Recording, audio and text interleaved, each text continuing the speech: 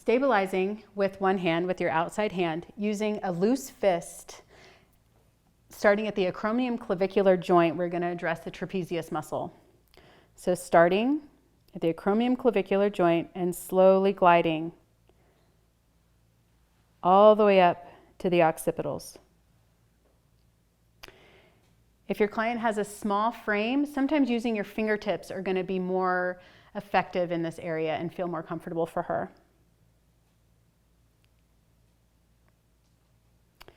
If you are using fingertips, then we change our stabilization hand and it comes around to hold the top of the shoulder. Using our fingertips, starting in that acromion-clavicular joint, we're going to stretch the tissue up towards the occipitals.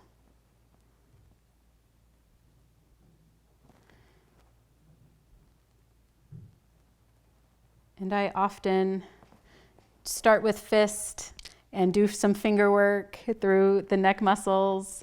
So stretching with the tissue, with the fibers of the trapezius muscle, and then using the fingertips to go across the fiber.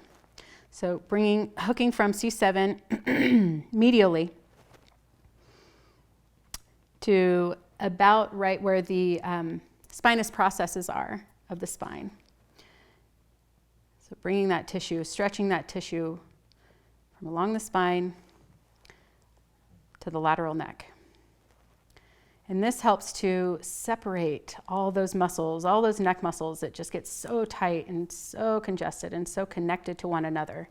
So by providing cross-fiber friction, it just helps to separate that tissue from one another.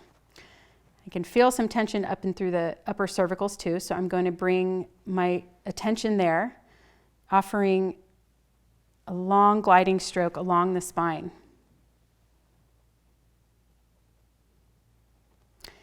And finding an area, I'm going to do just a gentle circular motion and then releasing it up. So if you find a tight area, you can hang out there for a little bit.